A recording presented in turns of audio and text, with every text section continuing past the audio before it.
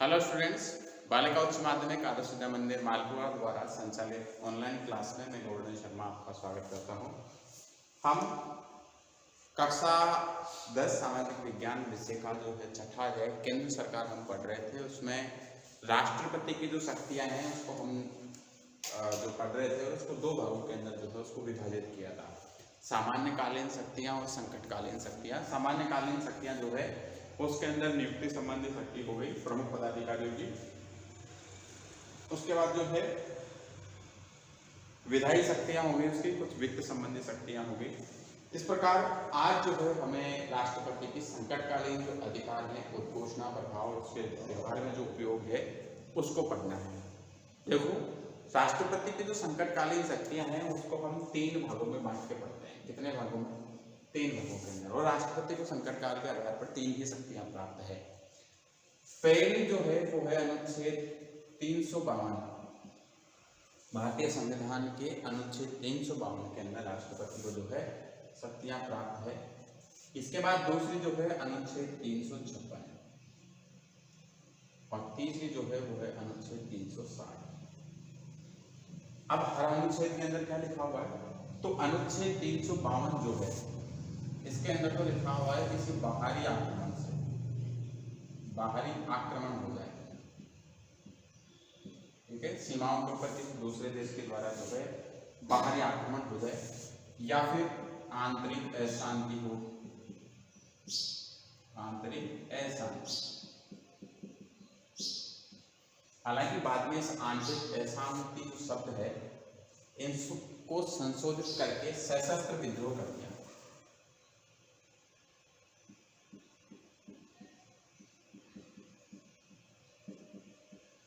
सशस्त्र विद्रोह कर दिया। आंतरिक अशांति के नाम पे जो है आपातकाल नहीं लगेगा। अब इसके स्थान पर क्या शब्द काम में आएगा? सशस्त्र विद्रोह जो है उसके आधार पर जो है संकटकाल की घोषणा या आपातकाल की घोषणा जो है राष्ट्रपति कर सकता है। अनुच्छेद 356 के अनुसार जो है अगर किसी राज्य का संवैधानिक तंत्र विफल हो जाता है, किसी राज्य का संवैधानिक तंत्र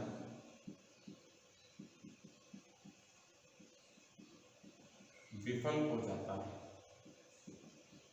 विफल होने पर, ठीक है, अनुच्छेद 356 के तहत राष्ट्रपति आपातकाल की घोषणा कर सकता है। अनुच्छेद 360 के अंदर जो है किसी कारणवश भारत में आर्थिक आपातकाल लगाना पड़े, ठीक है, आर्थिक मंदी के दौर से गुजरे और ऐसे समय के अंदर अगर आर्थिक आपातकाल लगाना पड़े तो अनुच्छेद 356 के अनुसार जो है राष्ट्रपति आपातकाल की घोषणा करता है। इस प्रकार राष्ट्रपति की जो है 3 संकटकालीन शक्तियां हो गई। पहली शक्ति जो है बाहरी आक्रमण हो, आंतरिक अशांति, सशस्त्र विद्रोह। आंतरिक अशांति शब्द के स्थान पर जो है सशस्त्र विद्रोह शब्द का प्रयोग किया है। तो अनुच्छेद 356 ये राष्ट्रपति की पहली शक्ति, 352 जो है राष्ट्रपति की पहली शक्ति। इसके अंदर बाहरी आक्रमण, सशस्त्र विद्रोह या फिर आंतरिक अशांति जो है वो है। अनुच्छेद 356 जो है राष्ट्रपति की दूसरी संकटकालीन शक्ति है। इसके आधार पर किसी राज्य का संवैधानिक तंत्र विफल हो जाए। संवैधानिक तंत्र विफल होने से मतलब है वहाँ की जो सरकार है वो एक प्रकार से गिर जाए, टफ हो जाए, या सरकार में जो है बहुमत नहीं हो या विश्वास मतों से प्राप्त नहीं हो, तो ऐसी कंडीशन के अंदर जो है वहाँ पे आपातकाल की घोषणा की जा सकती है। तीसरी परिस्थिति है अगर किसी भारत के अंदर जो है किसी कारणवश आर्थिक स्थिति जो है बहुत ज़्यादा कमजोर हो रहा है और आर्थिक आपातकाल लगाने की घोषणा करनी पड़े, तो ऐसे समय के अंदर जो है राष्ट्रपति 356 अनुच्छेद 360 के अनुसार जो है आपातकाल की घोषणा कर सकता है। अब इसको हमारी पुस्तक के अनुसार विस्तृत अध्ययन करते हैं क्या लिखा है। चलिए, नंबर 1 पर है युद्ध, बाहरी आक्रमण या आंतरिक अशांति की स्थिति में संबंधित संकटकालीन व्यवस्था जो है इसकी उद्घोषणा की विधि क्या रहेगी, किस आधार पर जो है राष्ट्रपति इसकी उद्घोषणा करेगा। मूल संविधान के अनुसार अनुच्छेद 352 में व्यवस्था थी कि यदि राष्ट्रपति को समाधान हो जाए या उसे समाधान का मतलब है ज्ञात हो जाए, उसे ध्यान में आ जाए कि युद्ध, बाहरी आक्रमण या आंतरिक अशांति के कारण भारत या उसके किसी भाग की शांति या व्यवस्था जो है वह नष्ट होने का भय है, तो तो यथार्थ रूप से इस प्रकार की परिस्थिति उत्पन्न होने पर या इस प्रकार की परिस्थिति उत्पन्न होने की आशंका मात्र से जो है राष्ट्रपति संकट काल की व्यवस्था की घोषणा कर सकता है। अगर राष्ट्रपति को लगे कि बाहरी आक्रमण है हो गया या आंतरिक अशांति हो गया, युद्ध का सा माहौल है या फिर ऐसा हो जाए या इसकी जो है आवाज अगर राष्ट्रपति को हो जाए तो ऐसे समय के अंदर जो है राष्ट्रपति संकट काल की व्यवस्था या संकट काल की जो है घोषणा कर सकता है। संसद के स्वीकृति के बिना भी यह घोषणा 2 माह तक लागू रहती है और संसद के स्वीकृत हो जाने के बाद शासन इसे जब तक लागू रखना चाहता है तब तक रख सकता है। 44वें संविधान संशोधन जो 1976 में किया गया, 44वें संविधान संशोधन के बाद जो है वर्तमान समय में संबंध में निम्न व्यवस्था है। पहला तो क्या है, इसके अंदर कुछ व्यवस्थाएं की गई। प्रथम, अब इस प्रकार का आपातकाल युद्ध, बाहरी आक्रमण या सशस्त्र विद्रोह, मैंने कहा आपको कि उसमें परिवर्तन कर दिया। पहले आंतरिक अशांति थी, आंतरिक अशांति के स्थान पर सशस्त्र विद्रोह कर दिया, युद्ध और बाहरी आक्रमण ये तो है। अथवा इस प्रकार की आशंका होने पर ही घोषणा की जा सकती है, केवल आंतरिक अशांति के नाम पर आपातकाल की घोषणा नहीं की जा सकती। जैसे इंदिरा गांधी के समय जो है आंतरिक अशांति के नाम पर आपातकाल की घोषणाएं की गई, वैसे आपातकाल जो है वो नहीं लगाया जा सकता, सशस्त्र विद्रोह होना अनिवार्य है। द्वितीय जो है इसके अंदर क्या है, राष्ट्रपति द्वारा अनुच्छेद 352 के अंतर्गत आपातकाल की घोषणा तभी की जा सकेगी जबकि मंत्रिमंडल लिखित रूप से राष्ट्रपति को ऐसा परामर्श दे। मंत्रिमंडल के लिखित परामर्श के ऊपर पहले जो है राष्ट्रपति उसकी आशंका होने पर कर सकता था, लेकिन अब मंत्रिमंडल के लिखित परामर्श पर ही राष्ट्रपति जो है इस प्रकार की घोषणा कर सकता है। तीसरा जो है वो है घोषणा के बाद 1 माह के अंदर संसद के विशेष बहुमत पृथक पृथक सदन के दोनों सदनों से जो है घोषणा जो है अगर राष्ट्रपति आपातकाल करता है तो दोनों सदनों की जो है विशेष बहुमत बुला के उसे पारित करवाना पड़ेगा। दोनों सदनों के बहुमत से मतदान करने के बाद 2/3 बहुमत से इसकी स्वीकृति आवश्यक होगी और इसे लागू रखने के लिए 6 माह बाद स्वीकृति आवश्यक है। अगर इसे और आगे आपको लागू रखना है तो 6 माह के बाद फिर इसकी स्वीकृति जो है दोनों सदनों के अंदर करवानी पड़ेगी। चौथा जो है वो है लोकसभा में उपस्थित एवं मतदान में भाग लेने वाले सदस्यों के साधारण बहुमत से आपातकाल की घोषणा जो है वो क्या की जा सकती है, समाप्त की जा सकती है। समय से पहले भी ऐसा नहीं कि आपातकाल लग गया तो 6 माह के लिए लगेगा, फिर उसे बढ़ाते तो 6 माह के लिए लोकसभा जो है अपने साधारण बहुमत से आपातकाल को समाप्त करने की घोषणा कर सकती है। दूसरा जो है राज्यों के संवैधानिक नीति के विफल होने से उत्पन्न संकटकालीन व्यवस्था, इस व्यवस्था का जो है वर्णन अनुच्छेद 356 में राष्ट्रपति जो है राज्यपाल के प्रतिवेदन या उसे किसी प्रकार के समाधान हो जाए, समाधान का मतलब राज्यपाल को अगर ज्ञान हो जाए किसी बात का, तो ऐसी स्थिति के अंदर जो है राज्य का शासन संविधान के उपबंधों के अनुसार नहीं चलाया जा सकता, तो उस समय राज्य के लिए संकटकाल की घोषणा कर सकता है, राष्ट्रपति कर सकता है राज्यपाल के प्रतिवेदन पर। राज्यपाल जो है राष्ट्रपति का नेतृत्व करता है राज्य के अंदर। आगे चलिए, संसद की स्वीकृति के बिना ये घोषणा 2 माह से अधिक की व्यवस्था जो है इसमें लागू नहीं रहेगी, 2 माह से ज्यादा इसको लागू नहीं किया जा सकता। संसद की स्वीकृति हो जाए तो 6 माह तक बढ़ाया जा सकता है और ऐसे करते करते अधिकतम जो है 3 साल तक इस प्रकार के आपातकाल को बढ़ा सकते हैं। संसद के द्वारा एक प्रस्ताव पास कर राज्य के 6 माह के लिए राष्ट्रपति शासन लागू किया जा सकता है। इस प्रकार प्रस्ताव संसद के दोनों सदनों के द्वारा अलग अलग साधारण बहुमत से पारित किया जाना आवश्यक है।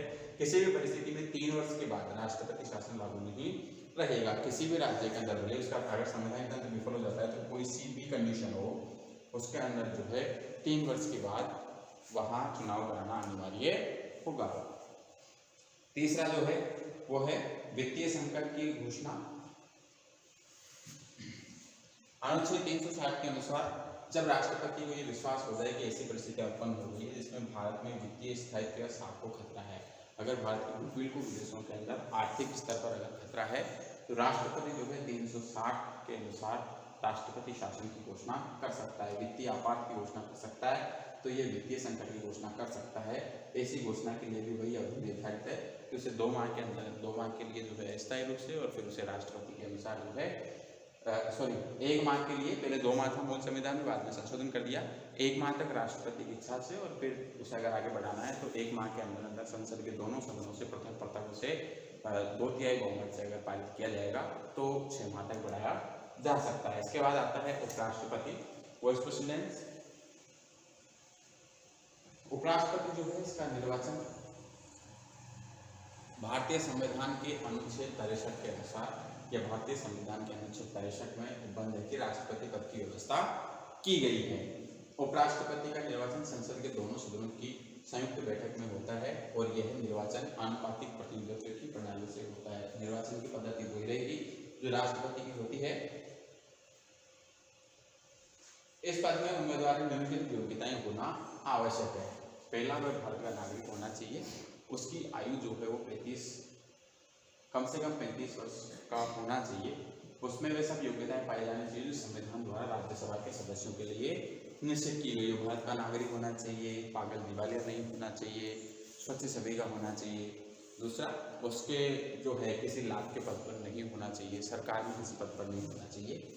इसके पद से हटाने के लिए उपराष्ट्रपति का जो कार्यकाल वैसे 5 वर्ष का होता है, किंतु वह स्वेच्छा से भी अपना त्याग पत्र जो है इस अवधि से पूर्व छोड़ सकता है अथवा उसे राज्यसभा की कुल बहुमत के द्वारा पास किए गए प्रस्ताव से, जिसे लोकसभा भी स्वीकार कर ले, पद से हटाया जा सकता है। क्योंकि उपराष्ट्रपति जो होता है वो राज्यसभा का पदेन सभापति होता है, उसको हटाने के लिए जो है राज्यसभा का प्रस्ताव पारित कर देती है और वो उस प्रस्ताव को लोकसभा के द्वारा स्वीकार ले जाता है। क्योंकि लोकसभा भी जो है इसमें मतदान करती है ना। हमने पढ़ा था उपराष्ट्रपति के निर्वाचन के अंदर राष्ट्रपति के निर्वाचन के अंदर उसका एक कोरम होता है, संसद के दोनों सदनों के निर्वाचित सदस्य। 70वें संविधान संशोधन के अनुसार दिल्ली और पुडुचेरी जो हमारे केंद्र शासित प्रदेश है उनके निर्वाचित सदस्य, और सभी जो भारत संघ के राज्य हैं उनकी विधान परिषदों के निर्वाचित सदस्य जो इसके अंदर भाग लेते हैं। उसी प्रकार उपराष्ट्रपति के निर्वाचन के लिए लोकसभा और राज्यसभा के सदस्य जो है वो भाग लेते हैं। तो राज्यसभा का नेता है, राज्यसभा में प्रस्ताव इसका पहले राज्यसभा में लाया जाएगा, लेकिन लोकसभा में अगर इसे स्वीकार कर लेती है तो राष्ट्रपति को जो है उससे पद से हटना पड़ेगा और उसे पद से हटाने की जो सूचना है वो 14 दिन पूर्व देनी आवश्यक है। जैसे राष्ट्रपति के लिए हम जो है 14 दिन पूर्व उससे घोषणा बताते हैं उसको, उसके लिए राष्ट्रपति के लिए अगर हम अविश्वास प्रस्ताव लाते हैं तो या महाभियोग लाते हैं तो उसी प्रकार जो है उपराष्ट्रपति को हटाने के लिए उसे 14 दिन पूर्व जो है सूचना देनी आवश्यक है। उपराष्ट्रपति की शक्तियां और कार्य जो है तो राज्यसभा का प्रदेश सभापति, उपराष्ट्रपति राज्यसभा का प्रदेश सभापति होता है। चूंकि वह राज्यसभा का सदस्य नहीं होता इसलिए उसे मतदान का अधिकार नहीं है। राष्ट्रपति ऐसा हमारे पास एक पद है जिसको केवल मतदान का अधिकार नहीं है, लेकिन वो उसका सदस्य भी नहीं होता पर उसका प्रमुख होता है, तो वो है राज्यसभा अध्यक्ष, जिसे मतदान करने का निर्णायक मत दे सकता है वो कभी अगर किसी स्थिति आ जाए उसके अंदर, लेकिन उसे मतदान का अधिकार नहीं है। परंतु यदि किसी विषय में पक्ष और विपक्ष में बराबर मत हो तो उसे निर्णायक मत देने का अधिकार होता है। उपराष्ट्रपति का यह सबसे महत्वपूर्ण कार्य है। राष्ट्रपति की अनुपस्थिति के अंदर उसका जो है स्थितियां या उसके पद को जो है वो संभालता है। ऐसी 4 परिस्थितियां हो सकती है जब राष्ट्रपति का पद खाली हो। एक तो राष्ट्रपति की मृत्यु हो जाए या राष्ट्रपति त्याग पत्र दे दे, महाभियोग के कारण राष्ट्रपति को जो उसके पद से हटा दिया जाए, या अन्य किसी कारण से उत्पन्न राष्ट्रपति की असमर्थता की स्थिति में, जैसे रोग या विदेश यात्रा में, तो ऐसे समय के अंदर राष्ट्रपति के स्थान पर उपराष्ट्रपति होता है। इसके बाद जो आता है हमारी वास्तविक कार्यपालिका प्रधानमंत्री, जो हम नेक्स्ट वीडियो में पढ़ेंगे। धन्यवाद।